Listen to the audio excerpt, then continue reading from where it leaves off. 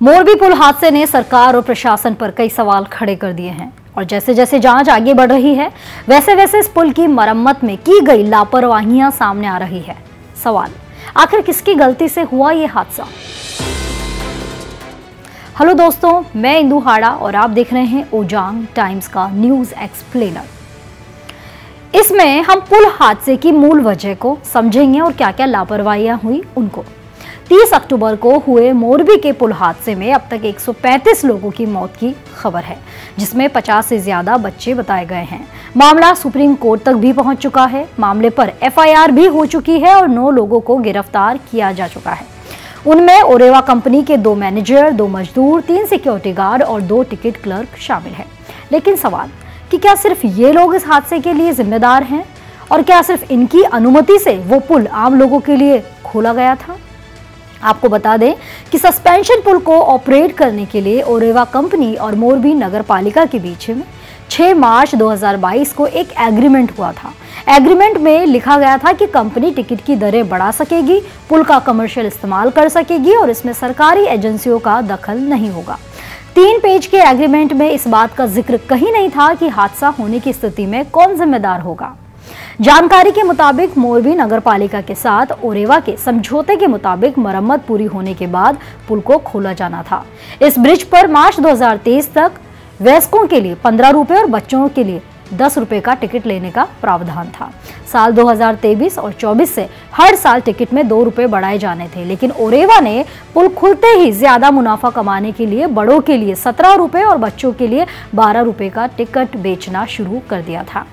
जानकारी ये भी सामने आई है कि टिकट में नगर पालिका के नाम का जिक्र तक नहीं है, जबकि नियम के मुताबिक जब कोई सरकारी संपत्ति किसी निजी कंपनी को संचालन के लिए दी जाती है तो उस पर मालिकाना हक सरकारी संस्था के पास ही रहता है। जैसे हाईवे पर टोल वसूली निजी कंपनियां करती हैं, लेकिन रसीद राष्ट्रीय राजमार्ग प्राधिकरण के नाम से ही जारी की जाती है।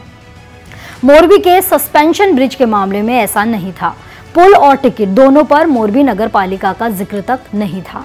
यही नहीं, और भी कई लापरवाहियों की और जिम्मेदारी से पल्ला झाड़ने की बातें सामने आ रही हैं। मोरबी के सस्पेंशन ब्रिज को मरम्मत के लिए ओरेवा कंपनी को सौंपा गया था। करीब 6 महीने तक मरम्मत के लिए बंद रखने के बाद ब्रिज को खोल दिया गया था। कंपनी ने ना तो फिटनेस सर्टिफिकेट लिया और न ही लोडिंग टेस्ट करवाया, बल्कि 100 लोगों की लिमिट वाले पुल पर 3 गुना से ज्यादा लोगों को जाने की इजाजत दी गई। दूसरी बड़ी लापरवाही कि पुल 5 दिन से खुला हुआ था और क्षमता से अधिक लोग उस पर जा रहे थे। बावजूद इसके नगर पालिका ने इस पर बिल्कुल ध्यान नहीं दिया। तीसरी बड़ी लापरवाही, पुल को मरम्मत के लिए ओरेवा कंपनी का सौंपे जाने का जो एग्रीमेंट कंपनी और मोरबी नगर पालिका के बीच हुआ था वो कलेक्टर की मौजूदगी में हुआ था।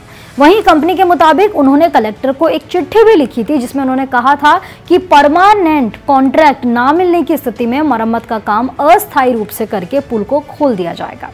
फिर पुल पर भीड़ बढ़ जाने की स्थिति में सुरक्षा के लिए कोई पुख्ता इंतजामात भी प्रशासन की तरफ से नहीं किए गए थे, जो कि आमतौर पर किए जाते हैं।